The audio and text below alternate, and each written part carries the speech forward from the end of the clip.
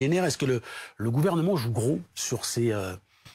projetons-nous, décembre, janvier, février, des coupures d'électricité. Est-ce que politiquement, ça peut avoir un impact très fort? Moi, mon pari, c'est qu'en fait, contrairement à ce qui a été dit précédemment, c'est que c'est pas sur la réforme des retraites ou la réforme d'assurance chômage que le gouvernement risque une motion de censure, voire d'être dissous et qu'Elisabeth Borne perde son poste. C'est uniquement sur la crise énergétique. Pourquoi est-ce que la crise énergétique? Parce que la crise énergétique, ça a été déjà le levier, notamment sur la question des gilets jaunes en novembre 2018, vu que ça s'est joué sur la question des carburants.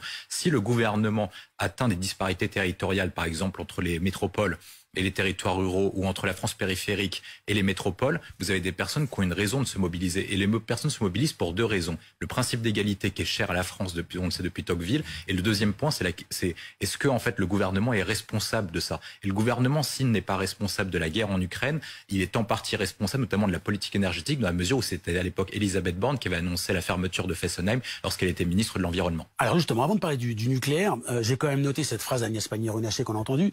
Les stocks de gaz sont remplis à 92% avec 2 mois d'avance. Est-ce que pour autant, malgré le risque politique que vous évoquiez, est-ce que le gouvernement joue à se faire peur ou joue à nous faire peur? Le gouvernement adopte une position qui est ambiguë. En fait, Emmanuel Macron reprend les codes qu'il avait donnés pendant la crise sanitaire, notamment ses différents discours qui étaient plutôt martiaux, en faisant un appel à la mobilisation générale, quasiment sur un discours plutôt guerrier. Et c'est un discours qui fonctionne parce qu'on l'a vu pendant la crise sanitaire que les Français, malgré leur forte envie de sortir, s'étaient confinés eux-mêmes. Je pense que ce discours fonctionne pour Emmanuel Macron dans la mesure où il n'a pas assez d'assises politiques pour tenir un autre discours.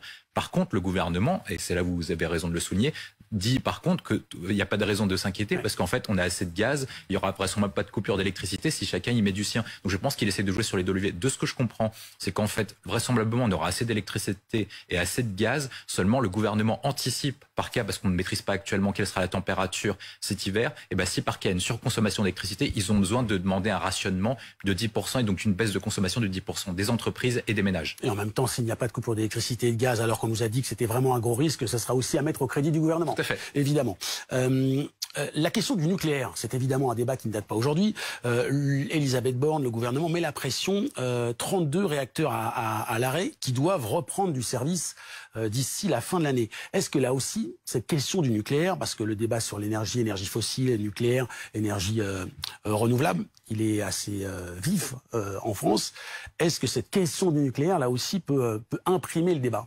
Ce retour du nucléaire comme peut-être sauveur cet hiver? En fait, il y a eu différentes tendances sur le nucléaire. Quand François Hollande a été élu en 2012, il avait alors à l'époque établi un accord politique avec les Verts et à l'époque le nucléaire avait plutôt mauvaise presse. Là, ce qu'on a vu, c'est qu'aux alentours de 2019-2020, le nucléaire a repris une tendance, notamment dans les opinions favorables auprès des Français. Il y a davantage plus de Français qui font confiance au nucléaire qu'aux différentes énergies renouvelables. Donc le nucléaire est plutôt tendance, est plutôt mainstream, accepté par toutes les tendances politiques, sauf deux formations spécifiques, Europe Écologie Les Verts et la France Insoumise. Donc le gouvernement, si par cas il mène une politique qui est cohérente, notamment sur sa politique économique, s'il veut faire adopter la réforme des retraites, la réforme d'assurance chômage, a plutôt tendance à adopter une politique plutôt pro-nucléaire pour bénéficier du soutien au moins jusqu'à la fin de l'année pour faire adopter le budget, la réforme des retraites, la réforme d'assurance chômage et tous ces textes économiques avec les Républicains et éventuellement avec quelques voix du Rassemblement national. Alors est-ce qu'il pourra compter par contre sur les voix du Parti socialiste, d'Europe Écologie Les Verts et la France Insoumise? Rien n'est moins sûr. Je pense que l'enjeu essentiel du gouvernement, c'est d'avoir une assise politique à la fois au Parlement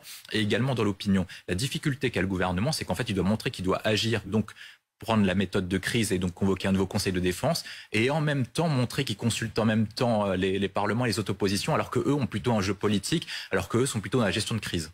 Vous évoquiez la population et vous évoquiez les conseils de défense sanitaires pendant l'épisode du Covid. On appelle aujourd'hui les Français à la sobriété énergétique.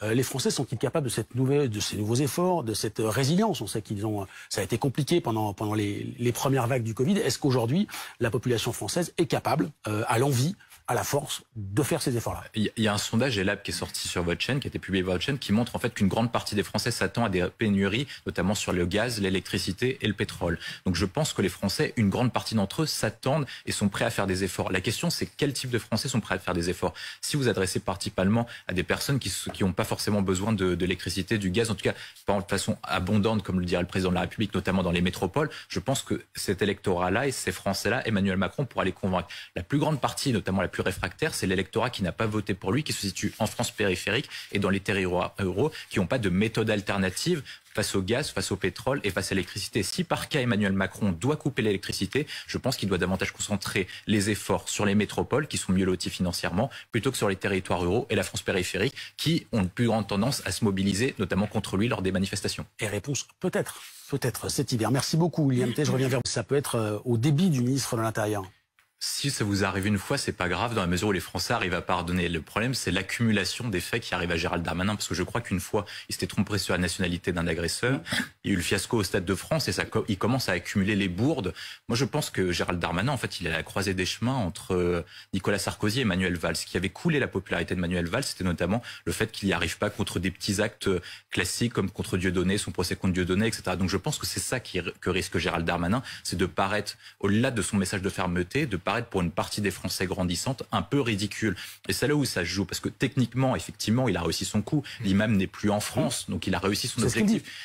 La difficulté, c'est le récit qui a été fait. C'est qu'en fait, il avait annoncé l'expulsion, notamment une grande victoire de la part du Conseil d'État, dans la mesure où son mémoire était validé par le Conseil d'État par rapport au tribunal administratif. Par contre, le récit, le fait qu'il soit en fuite et les Français ne comprennent pas, parce qu'ils n'ont pas forcément ils savent pas notamment ce que c'est que véritablement un fichier S. Les Français, globalement, pensent qu'un fichier S a été un grand terroriste. Et donc, d'accord, il doit être surveillé. Mais on ne peut pas surveiller 8000 personnes. Ça, c'est la difficulté. Est-ce qu'il ne faut pas dénommer d'une façon les fichiers S? Et après, le deuxième point, c'est tout le récit, le fait qu'ils soient en fuite, que les services de renseignement ne soient pas capables d'arrêter un imam qui est dit sans défense par son avocate, et qu'ensuite, on n'est pas réussi à l'expulser correctement, dans la mesure où le Maroc a révoqué son laissez-passer consulaire. On va en parler dans la difficulté, c'est qu'en fait, ils sont plusieurs sur la ligne de départ, entre Bruno Le Maire, Édouard Philippe, et peut-être même Olivier Véran et Gabriel Attal. Je pense que Gérald Darmanin, le sujet, c'est d'avoir des résultats. Parce qu'en fait, par rapport à ses concurrents, il n'est pas populaire au sein de la majorité des députés LREM, il n'est pas populaire même au sein des électeurs LREM, et donc son enjeu à lui, c'est d'avoir des résultats pour convaincre d'autres électeurs de le soutenir et d'avoir des volets distinctifs par rapport à Édouard Philippe et Bruno Le Maire.